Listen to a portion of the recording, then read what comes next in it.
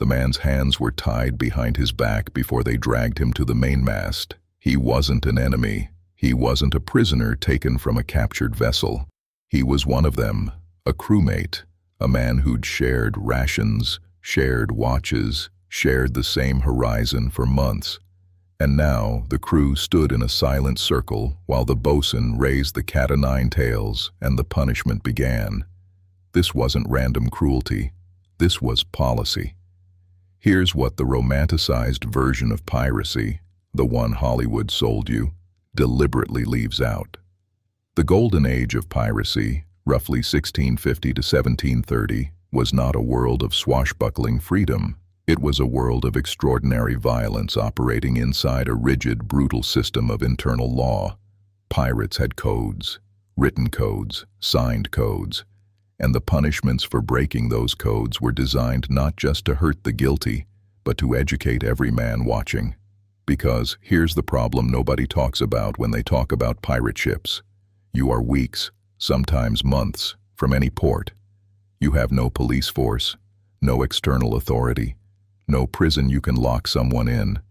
You have a wooden ship, maybe 200 feet long, packed with armed men who have nothing to lose. Men who chose this life precisely because they'd already broken every rule society gave them. How do you keep that from becoming pure chaos? You build a system of fear so precise, so public, so visceral, that the cost of disobedience becomes permanently etched into every man's memory. And the pirates, for all their brutality, were extraordinarily systematic about it. What they created on those ships was something historians rarely examine in full detail. A self-governing punishment apparatus that would have made certain Roman magistrates nod in cold recognition.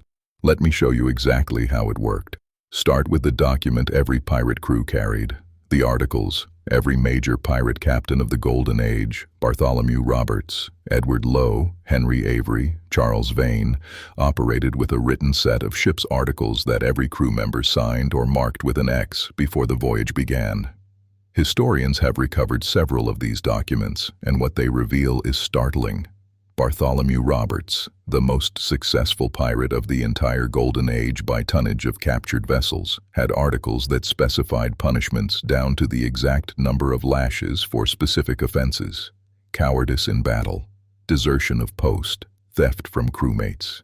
Each violation had a corresponding consequence, written out, agreed upon, witnessed. This matters because it reframes everything. These weren't men running wild. They were men operating inside a legal framework they'd created themselves, one specifically engineered to maintain order in the most lawless environment on Earth. And the punishments within that framework were calibrated with terrifying precision. The first and most common punishment was flogging, but not the flogging you picture, not a few strikes with a leather strap. The instrument was called the cat-o'-nine-tails, 9 separate knotted cords attached to a single handle, each cord capable of leaving a distinct laceration with every stroke. The name came from the marks it left, wounds resembling cat scratches, except no cat ever drew blood across a man's entire back in a single motion. Naval records from the period document men receiving dozens of lashes in a single session. The skin didn't just bruise, it opened, and because ships at sea had no surgeons of any real competence, infections followed. Men died from floggings not in the moment, but in the days after, when the wounds turned and the fever took them. But the flogging itself wasn't even the most psychologically devastating part. It was the audience. Every punishment on a pirate ship was performed on deck, in full view of the entire crew. This was non-negotiable. The whole point was the watching. The captain needed every man present to understand, viscerally, physically, what disobedience looked like. So the crew stood, and they watched, and they remembered. Now, here's where it gets considerably darker. For offenses considered more serious than simple insubordination, pirates had a punishment that is almost never discussed in mainstream accounts. They called it Moses' Law, and the name tells you everything about how they justified it. 39 lashes. The number comes directly from the Old Testament, the same count used in Jewish religious law. Pirates, most of whom were nominally Christian, used this as a ceiling, 39 because 40 was considered the number that killed a man outright. They weren't trying to kill the offender, not yet. They were trying to leave him alive, barely, as a permanent demonstration. Edward Lowe. And remember this name because Lowe represents the far end of pirate brutality, the point where even other pirates expressed horror. Edward Lowe documented instances of Moses' law being applied multiple times to the same man over consecutive days.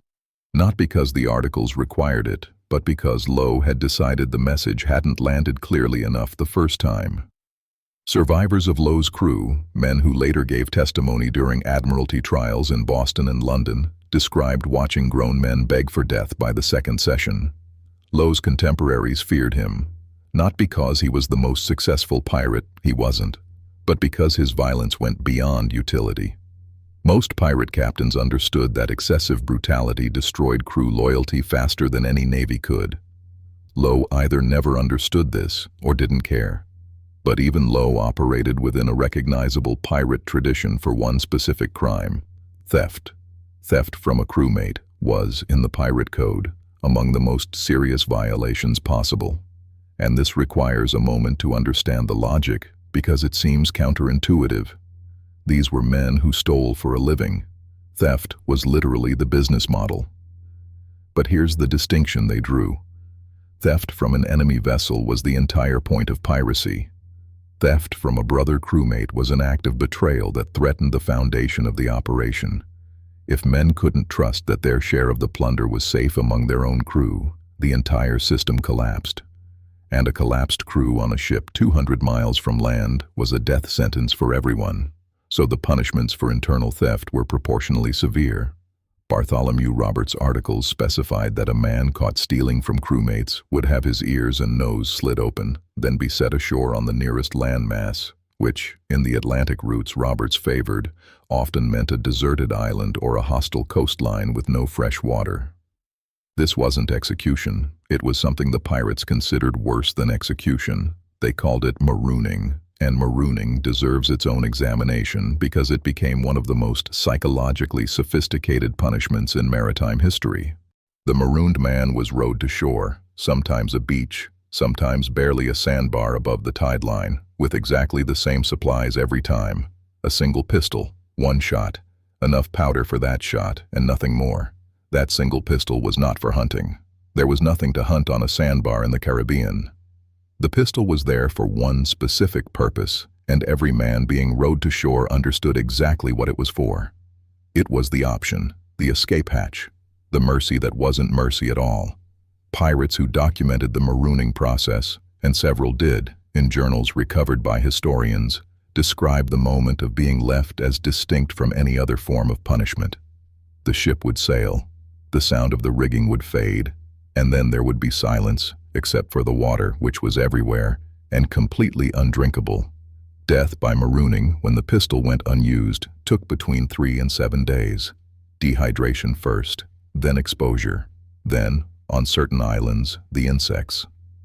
Charles Johnson, whose 1724 work, A General History of the Pirates, remains one of the primary sources for the period, documents several confirmed marooning cases. He describes the psychological aftermath in the men who survived, the rare cases where a passing ship found a marooned pirate before the pistol or the thirst finished him. These survivors, Johnson writes, were fundamentally altered, not by the physical suffering alone, but by the specific cruelty of the single shot, the knowledge that their former brothers had calculated their suffering precisely and handed them a choice between types of death. But even marooning was not the punishment that made hardened sailors go pale when they spoke of it in taverns from Tortuga to Nassau. That distinction belonged to keelhauling. Keelhauling is often referenced and almost never described accurately. The procedure: a rope was run beneath the hull of the ship from one side to the other. The condemned man was tied to this rope. Then, at speed, he was dragged underneath the vessel from one side to the other, passing directly beneath the keel, the lowest central point of the hull. Here is what that actually meant in practice. Ships of the Golden Age were not smooth on the underside. Months at sea meant the hull accumulated barnacles. The the calcium carbonate shells of marine organisms that attached to the wood and grew in dense, jagged colonies. These barnacles were not soft. They were razor-edged. Being dragged across them at speed, the length of a full ship's hull, was equivalent to being run at velocity across a surface designed specifically to strip skin from bone. Men who survived, and survival was not guaranteed, drowning being the more common outcome, came up on the other side of the ship unrecognizable. Dutch naval records, where the practice was most thoroughly documented, describe survivors requiring months of recovery. Several accounts note that men begged for execution rather than a second pass. Some captains ordered 2 passes. The intention, again, was not necessarily to kill. The intention was to produce a man who served as a permanent, walking deterrent. A man whose scarring told a story more effectively than any speech a captain could give. This is the part that historians of piracy rarely linger on: the systematic intelligence behind the brutality. These punishments weren't the product of rage or irrationality. They were engineered, calibrated, deployed with specific psychological outcomes in mind. And yet, there is a final layer to this that changes the picture entirely. Pirates, uniquely among maritime forces of their era, also codified protections for their crew. Roberts' articles guaranteed every man a vote on major decisions.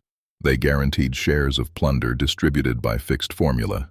They guaranteed compensation, actual financial compensation, for men who lost limbs or eyes in battle. A lost right arm was worth 600 pieces of 8 under Roberts's code. A lost eye, 100.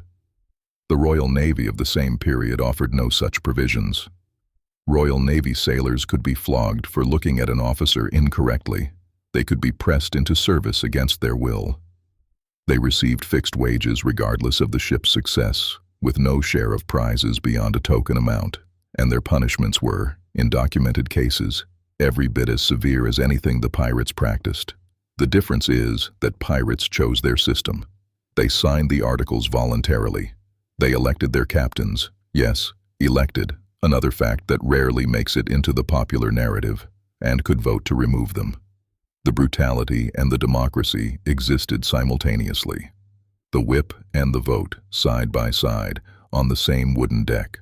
What that tells us about how order actually functions, not how we wish it functions, not how legal textbooks describe it, but how men in genuinely desperate circumstances actually construct and maintain it, is something the sanitized history of piracy was never designed to reveal. The cat-o'-nine tails is still a real object. You can see examples of it in maritime museums. Pick it up if they let you hold it and feel the weight. Then consider the man tied to the mainmast, the crew standing silent in a circle, the sound of the first stroke. And remember, he signed the articles. He knew exactly what this cost. That's not savagery. That's a legal system working exactly as it was designed to.